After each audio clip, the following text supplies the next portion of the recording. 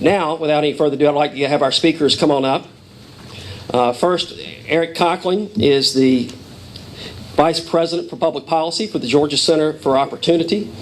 I'm not going to read the whole bios because you have them at your desk, but he is a practicing attorney, served and worked in the area of law for many years before joining GCO, and he is a native Georgian. To his left, normally Kyle's used to being on the right, but to his left, Kyle Wingfield, who's an editorial writer at the Atlanta Journal-Constitution. He's on the right side of the editorial page and also writes a column several days a week and has a great blog that I know many of us read. And he previously worked on the editorial page in Europe, in Brussels, for the Wall Street Journal and was an AP reporter before that. Kyle is also a native Georgian.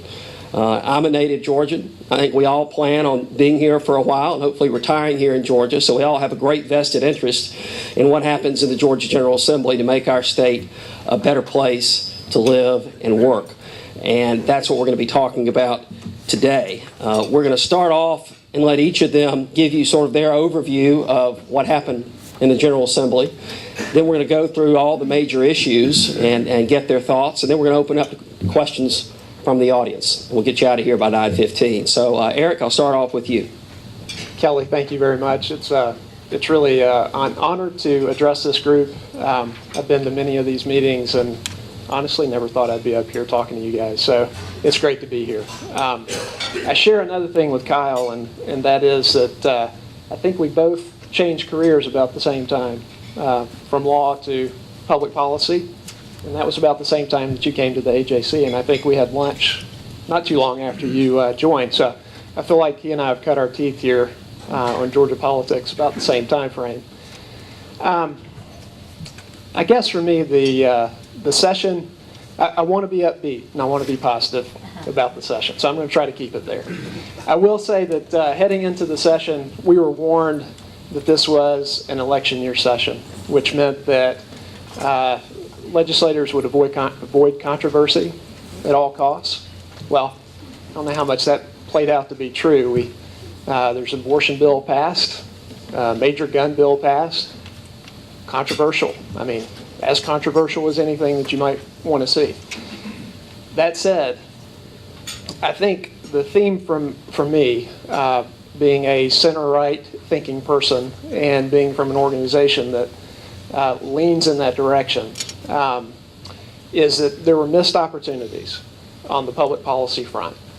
Our organization, Georgia Center for Opportunity, is really, our focus is on removing barriers to opportunity to people, for people.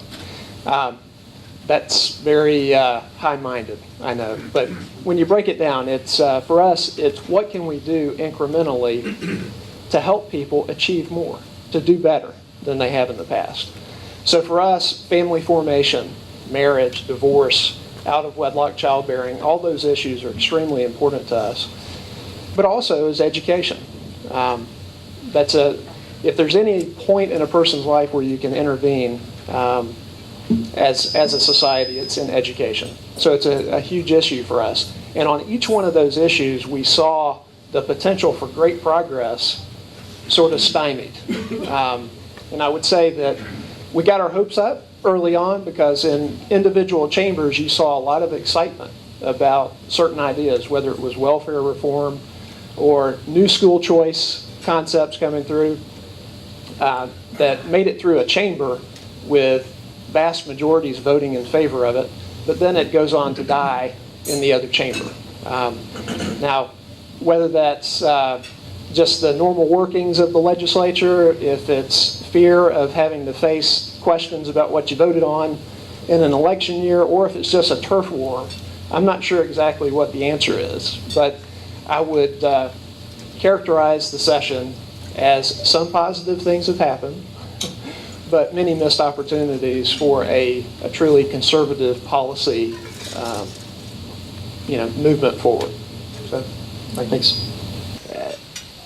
I want to echo what Eric said about it being an honor to be here before this group here today, and a lot of the issues that he expressed some disappointment on as well. If you think about it, we've been through 2 years where, for all practical purposes, Republicans in Georgia have had as much power as they're ever going to have. Every constitutional office, 2/3 majority in the Senate, one representative shy of a 2/3 majority in the House, and the ability to get to that 2/3 majority, one would think, on particular issues. We saw, I did the count yesterday, I think 37 constitutional amendments were introduced, and 2 of them, by my count, will be on the ballot this fall. Which is not to say that we need tons of items on the ballot every November in terms of constitutional amendments, but I think it's an indication of there were a lot of ideas for ways to really move forward. I wouldn't endorse every single one of those amendments that was proposed, but there were several I think would have been very good to have and would represent great progress for Georgia, and they're not going to be there, and the prospects of getting them on the ballot, I would argue, will only get worse in future years. So I know we're going to talk a lot about particular issues this morning, so I'll just leave it at that, and we'll talk about those issues. Well, great. We're going to start off with something positive. Yeah. Criminal justice reform. And I know, Eric, your organization has done a lot of work over the last few years in criminal justice reform, and really, it's a great success story. It's not something that you would expect from a Republican-dominated legislature, but it's been a great issue of bipartisanship. And as we go around the country, Georgia is perceived as a national leader in criminal justice reform. And in fact, not only we projected it's going to save several $100 million, but I think it was fact-checked just this week or last week that we've already saved about $20 million. Tell us what happened this year and that sort of added to that momentum. Well, first I'll say, Kelly, your group has been active on the Right on Crime initiative and just as involved in this as we have been. Over the last, 3 years now, the state has made, really tremendous steps forward on essentially keeping folks out of prison that really don't belong there. That's what the first 2 years were largely about. The stat that I heard was that for the first time in state history, really, there are about 10,000 county jail beds left empty this past year. And that's unheard of. The need for reform, and I don't know how much of this you want, Kelly, but the need for reform has been tremendous. We have 56,000 prisoners in jail at any one time in the state. There are about 18 to 20,000 released each year. Most people don't know that. And overall, about 96% are going to get out at some point. The problem, though, is that with that 18 to 20,000 coming out, you have about 30% that are going to go back to prison within 3 years, and 65% overall are going to be rearrested within that same time frame. So reentry is where our focus, we thought, this year needed to be. We started a working group on prisoner reentry. The governor's office was also doing work on reentry. Our group came up with some recommendations, and we're able to present it to the governor's commission on criminal justice reform. And it eventually made it into law this session. There were 3 reforms specifically that passed. The first was to give judges more ability to grant driver's license to offenders who have been convicted of drug-related offenses. Now, they have to be drug-related offenses that don't involve driving, which makes a lot of sense. And they can't be related to violent felonies. But what was happening and what we see has been happening is that you have folks coming out with drug charges, which are the lion's share of our prisoners, and they can't get a driver's license. They can't get a driver's license, and in a state like Georgia, where having a car means being able to have a job largely, they were unable to work or unable to get to work consistently, so they couldn't keep jobs, which then drives them into, where most of us would not go, which is back into a life of crime. So that's a great reform. We're glad it was included. Another thing that was done that will help with employment is that the state has created a certification program for recently released offenders. And basically, the requirement is that the state treat reentry very seriously and have a program for these guys coming out to be ready to reenter. And if they are, they get a certificate that they can use with any employer so that the employer has some protection from claims that they negligently hired an offender in case the offender does something that hurts somebody on the job. So that's a big deal too. I mean, if you're an employer, and I'm assuming many of you are, you see somebody with a record and you immediately discount them because you know the type of liability that you're facing if you hire them. This should help a lot. So those are some of the reforms. There are others that we hoped would be included, such as a tax credit for employers willing to hire ex-offenders, and others among those. We'll have some other recommendations coming out for this next session that we hope the state will take a look at. But overall, I think that is a bright spot. I'm glad the state's done what it's done. Georgia's been under the leadership of Republicans, as we said, but also in the past few years has been under leadership of Democratic Party. And consistently, we've done one thing, it's balance our budget. In Washington, you have the opposite. It's been under Democratic leadership and Republican leadership, and neither party has figured out how to balance the budget. It seems to be getting worse. Georgia took a step in addressing that issue this year, and Eric, Kyle, could you tell us a little bit about that?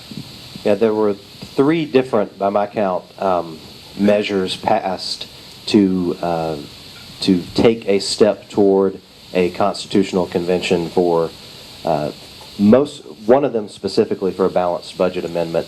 The other 2, I think, were a little broader than that. And I know a lot of people have some concerns about where that could lead, and I frankly share some of those concerns. What I think Georgia's done this year is ensure, specifically in the case of the Compact for America, and probably in the other cases as well, that we would have a seat not just at the table, but at the front of the table. I believe in the Compact for America being the first state to pass that. One of our representatives would actually chair that convention if it were to happen, to pass a balanced budget amendment to the U.S. Constitution. And there are a lot of checks in place in that particular arrangement to not only to get to the point of having a convention, but to ratify whatever might come out of it. So I think it's something to keep an eye on. Anytime you talk about a change of that magnitude, there's the potential for mischief. I don't think anybody's ignoring that at all. But I do think that getting to that, past that first step, will help us see what is possible. Hopefully for good from that kind of idea. Foster care was an issue that certainly the media focused on. The idea was the state could create a public-private partnership to help with our foster care system. That ended up not going anywhere. The governor's talking about perhaps an executive order. Tell us a little bit about that, Eric. Yeah. Well, the governor's answer at this point is to appoint a commission to look at reforming the child welfare system. And I think that's great. I mean, that marks a move forward, and I'm happy about that. I think where it started, though, was with a pretty radical idea, and that's privatization of the whole welfare system, outside of what you would consider the monitoring and police functions that DFACS currently does. So private agencies that largely provide services now would really take control of the system. You would have a lead agency based in different regions of the state, and then you would have service providers underneath them. And the state would contract out for services. DFACS would make sure that those groups were doing their jobs, making sure the kids were treated well, not abused, and would also serve to make referrals of kids into the system. It seemed like early on that bill had a lot of legs. It came through one chamber with flying colors, got into the other chamber, and there was a desire to go slower. Recommendation that maybe we do a pilot project, which I think that's fair. I mean, with a change like this, it's good to see how it would work. We do know from Florida's example, they've done this statewide, and it's been about 15 years or so that they've had this this system in place.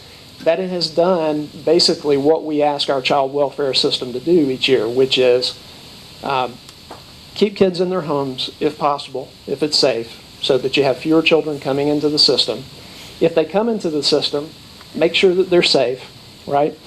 And once they're in the system, make sure they get out as quickly as possible. And that's basically what Florida has seen. They've seen a precipitous drop in the number of kids being taken into care, shorter amount of time in care, permanency when they're placed into whatever the final home situation is going to be. We weren't able to get any of that this year. And I think it represents a real issue that we couldn't do at least a pilot project on something like that. Is that this was part of the election year politics, not wanting to pull up something as controversial as this, and that the commission that the governor's appointed will come back and then recommend maybe a pilot project. Many of you in this room trying to get to breakfast this morning experienced one of our challenges in Georgia, that's traffic congestion. Before the session started, there appeared to be some consensus, not on what we spend the money on, but how we could fund some of our transportation improvements among Tea Party groups, chambers of commerce, environmental groups, but everything seemed to sort of fizzle. Kyle, you want to take on the transportation issue? Right. I think that was definitely a casualty of election year considerations. I think there was a strong desire by a lot of people not to be branded as if they were increasing taxes in some way. And I think that's a shame. At the same time, there was let me say, the two bills in particular that I'm thinking of that were brought forward and didn't ultimately pass. One of them would have modified the Transportation Investment Act of 2010 to allow for what I call sub-regional T-SPLOSTs. In other words, if you think about the Metro Atlanta region, not the full 10-county region, and not even being counties within that region wouldn't even be confined to acting with other counties in that region. They could reach into other regions. For instance, Cobb County was in a different district region from Bartow and Paulding, even though it shares the borders and a lot of transportation concerns with those. So Cobb could, in theory, choose to team up with Paulding, Bartow, and Cherokee to pass a tax, and it wouldn't have to be a full penny, and it wouldn't have to be for 10 years. They could do a third of the penny with those counties, do a third of the penny with the cities of North Fulton. That was another provision in the bill, that municipalities could join with counties and not act as an entire county. And it could do a third of the penny there, and it could do a third of the penny with the city of Atlanta on something to connect the city with the Braves Stadium, for instance. So that was an idea, and it got held up for political considerations, but also I think there were some policy considerations. There are some people that are reluctant to move away from the big regional idea, the 10-county model here in Metro Atlanta and other configurations in the other 11 districts in the state.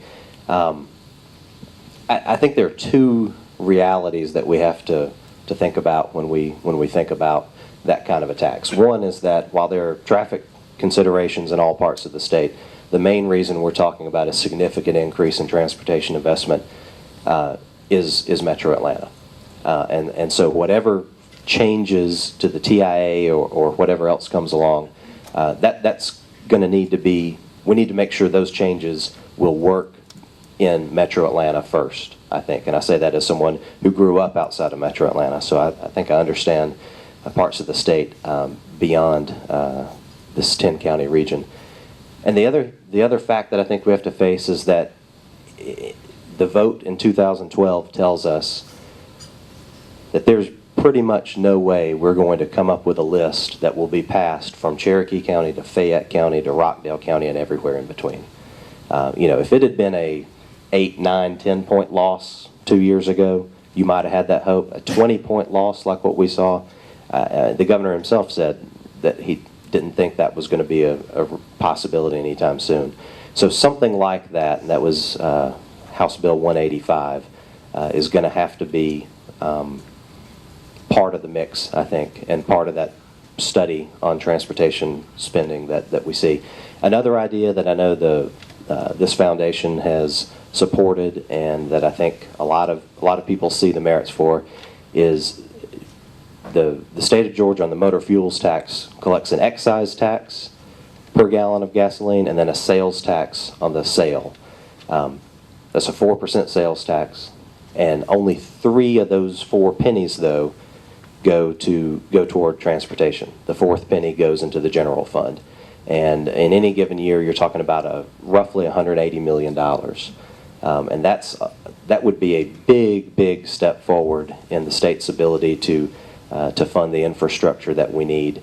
And I don't think anybody expects us to be able to get there in one leap. I think a multi-year phase-in would be a good idea. There have been bills filed to do that. They haven't been passed yet. It's something I'm sure that this study committee will look at, and something that I think we definitely need to see happen. On to education.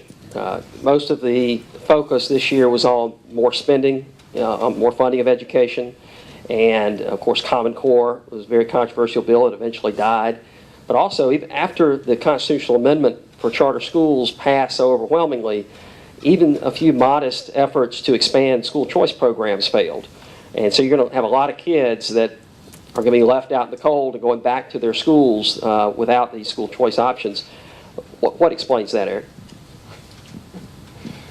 Well, there's tremendous demand for school choice. I mean, there's just you can't deny that. Let's take the tax credit scholarship program. I'm assuming everybody's familiar with that. I know, Lisa, you're very familiar with it. Thank you for your work, by the way. That program, the cap was hit in 22 days this year. You have a full year to donate to the program. In 22 days, the cap was taken up. That meant that some SSOs were not likely to have enough money to even fund the scholarship students that they were currently committed to. Not to mention that the SSOs that I know about have waiting lists that oftentimes extend beyond the number of kids that are actually in the program, right? Charter schools. I was at Ivy Prep in Gwinnett yesterday, Ivy Preparatory Academy, which we've done some studies of their program, and it's just one of the best in the state. They have example after example of best practices. They're on a campus that basically is a converted 3-story office complex, suburban office complex surrounded by concrete parking lots, as you would expect. So we're there to talk about school choice to families in the area and explain to them the other options that they have, because basically Ivy Prep doesn't have any spaces most of the time, depending on what grade you're trying to get in there So while we're talking, I find out that Ivy Prep's per pupil allotment each year, they're a state commissioned school, basically, is $1,500 less annually per student than a traditional public school in Gwinnett County. Not only that, but they have to pay rent for their facility, and that's $40,000 a month at that one campus. What does that mean? Well, they cut back on all kinds of things that you and I probably take for granted with a school, like a place for the kids to go out and play. They play soccer out in the parking lot, right? They were doing exercises when I left, out in their parking lot. I applaud them for working around and working with what they have, and it's amazing to see what they're able to accomplish. But it really shouldn't be that way, right? These are charter schools. I'll say this every day until I'm dead. They're public schools, right? They're not able to be selective in who they choose. They take everybody. Ivy Prep in Gwinnett County, which people think of as suburban and largely white, they have by far a majority-minority cohort of kids. That's who they serve. But they exceed well beyond many that you would expect, right, of your Cobb County schools even. Get off my soapbox and just say that on that front, this session, we had the opportunity to expand both the tax credit program and do something for charters. There were two bills on the tax credit program. One would have just raised the cap on the current program. I think that it would have topped out at $100 million. It's at about 58 now. That didn't go anywhere. That was Representative Earhart's bill. The other bill would have created a separate tax credit program that just was for corporations to donate to. Would have created a $25 million bucket for corporations to donate to. That also went nowhere, despite the demand. On the charter front, there was a bill that it was part of really an omnibus cleanup bill in education that would have done a lot of things, but really one was that it would allow charter schools to use unused and vacant public school facilities. Where is the controversy in that? Unused, vacant. So to me, those were really the big ones. It also had a provision in that bill that would allow really high-performing charters to replicate quicker. They could open new charter schools faster without having to go through all the bureaucracy that's currently in place for charter schools. That also didn't go anywhere.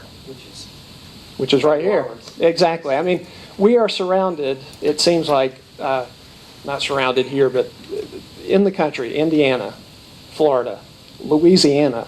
I mean, these are states that have made tremendous leaps in education choice and, because of that, performance that we're just not able to live up to. And I know Georgia's doing well, it seems like, economically, or that's what we're told. But I wonder, as long as our education system produces 49th, rankings of 49th, 48th in achievement, how long we can hold this up. I mean, I don't know how long the climate and being a transportation hub and all the rest of it is going to keep us at the forefront economically unless we get our educational system in line. I was just going to add one quick thing to that. Georgia was once a leader on this front nationally. I saw a publication just yesterday ranking our charter school laws toward the middle of the pack with a grade of C. And it's not one of those, you see some of these rankings and everybody gets a C or a D or an F. Now, there were some A's given to several states, the ones that Eric mentioned and others. And I can say, as someone who went through a charter school lottery myself for my child recently, 240 kids applying for 50 spots in kindergarten in Buckhead, which already has some pretty good public schools as they go in this area. That's the kind of demand that's out there, and we're simply not meeting it. And to miss an opportunity to take even some small steps forward this year was disappointing. We're in the 2-minute warning, so quick answers to these last ones. These are some big issues, but I think they're mostly being pushed off to next year. Kyle, tax reform and pension reform. Where is that? Tax reform is one of those things that we heard from the very beginning, 2015. The Republicans have been in charge basically for 12 years, and we still have the same top marginal income tax, 6%. We now have a higher top marginal income tax rate than any of the states that border us. North Carolina dropped its rate to 5.75% so that it could say it was below us. Alabama, Tennessee and Florida obviously we have zero income tax. And Tennessee is even talking about getting rid of its income tax on dividend income. And South Carolina as well. I may have missed one of the states. But it's something that is going to dominate the session next year, and or hopefully will dominate the session next year. And with a lot of other big issues, we're going to see if we can tackle all those at one time. Pension reform, this foundation has done some of the best work on highlighting this issue. Georgia has long been one of the better states in the country in terms of having its pension liabilities funded. But for OPEB, other post-employment benefits, think mostly health care for retirees, we do significantly worse. If you add those two together, the sort of benchmark funding level is 80% of your future liabilities. We're at that for pensions. We're just barely above it. You combine pensions and health care and all the other, and we're at 2/3.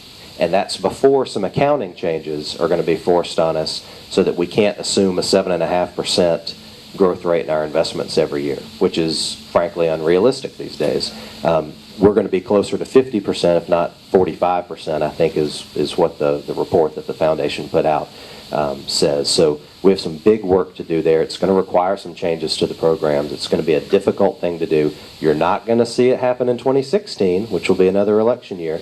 So it's 2015 or 2 years after that. So it's another big, big issue to be on next year's plate. Medicaid expansion, another controversial issue. Yeah, only 2 minutes. We can get into it in questions, but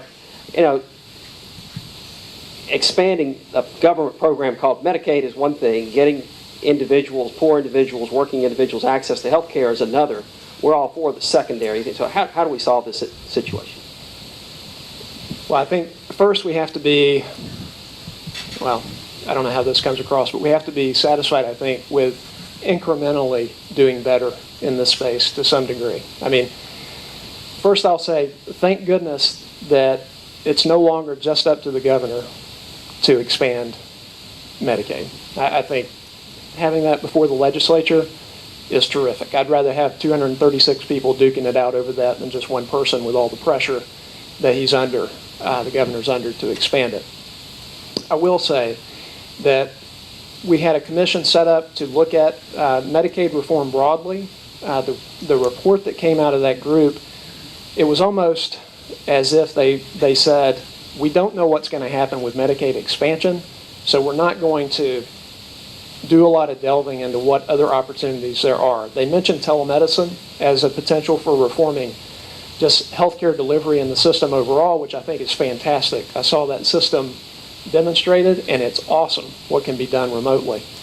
But there are other things that are going on in Georgia that are terrific that just aren't known broadly. I know GPPF has written on this, but we have a charity care network in the state of Georgia that's larger than any other state. We have about 100 clinics in Georgia that are serving about 150,000 people each year. They went before the Medicaid Reform Commission and asked for $2 million. $2 million now, which that's a lot of money. But they said that they would be able to expand coverage and service primary care physician service to 100,000 more people with $2 million. Now, the estimates for uncovered, uninsured, poor individuals in the state are about 500,000. There are groups that'll go up to the $800,000 range, or 800,000 people range, but I think it's about 500,000. So we're saying with $10 million, we could extend a charity care network essentially to cover at least the primary care needs of our uninsured that would be covered under Medicaid expansion. 10 million is a lot less than the billions each year that it's projected to cost, both federal and state costs, right? And it prevents us from setting up a system that we know ultimately is going to have to be scaled back because the federal government cannot afford to continue spending the money. Now we have folks like John Kasich in Ohio that says he's simply bringing money back to the state, but that's China. That's China's money that he's bringing to the state, and Georgia does not need to be part of that. We have solutions here where we can take care of our own, and I think these are things that they need to happen, and we certainly can. We can do it. So we're working hard, and I know GCO is too, to come up with ideas of how we can get these individuals access to health care. And I think that's incumbent upon us to make sure we're not just the party of saying, or the conservatives saying no. We've got to come up with solutions. That's one thing I fought the legislature. We didn't put together a study committee to look at this issue. So last issue, Uber and Tesla, and even to a certain extent, beer. All these old, heavily regulated distribution networks that are coming under attack by these new innovations. Are we getting ready to see a whole era, not just in Georgia, across the country, of creative destruction?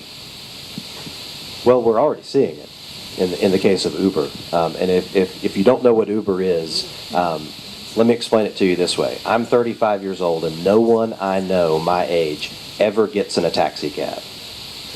They get on their phone and get the app, and they get a car from Uber.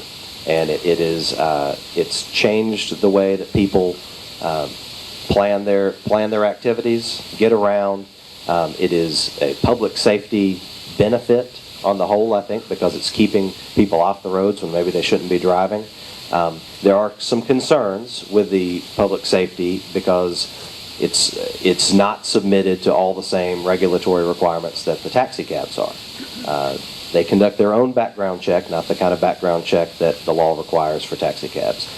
They set their own insurance standards, not the ones that are required by the state or municipalities for taxi cabs. And so what we're seeing is, as in any good bout of creative destruction, we're seeing the entrenched incumbents fight back. And they were pushing a bill this year that really, and this was disputed, I don't know how it was disputed, this bill would have put Uber out of business in Georgia. It would have made the app illegal. I don't know how you can say it wouldn't have killed their business model when you would have killed the app itself, in addition to all the other things. I think there's probably some space for some compromise on the background checks and insurance.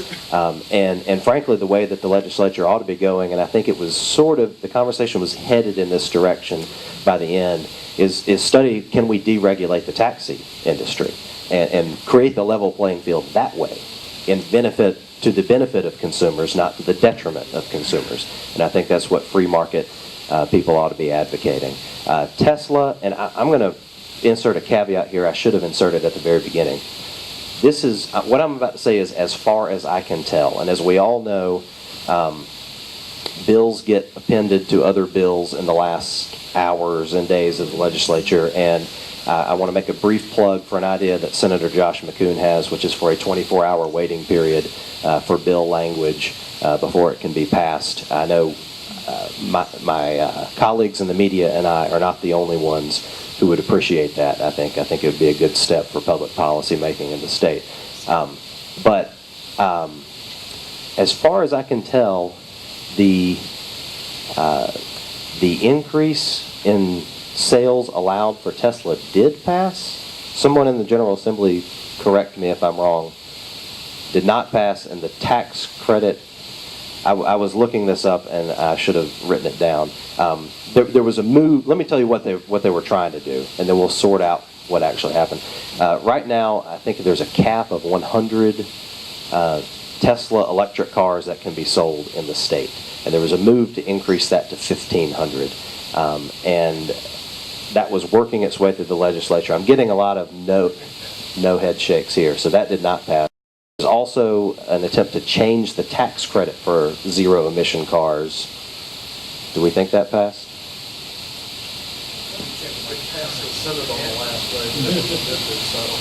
This is why we could use the longer waiting period for these bills, I think. But the bottom line is, this is the reason that the cap on sales exists is because they're not sold through the franchise model that has existed in Georgia for most automakers. They're sold as an exception to that. And here again, we're talking about the way that we've always done things versus the kind of creative destruction, new way of maybe doing that. And I don't have time for beer, and it's only 9:15 in the morning anyway. Thank you very much for being here. It's been a great, informative session. Grab the orange information there. That's for our next breakfast on the 24th, and we'll see you then.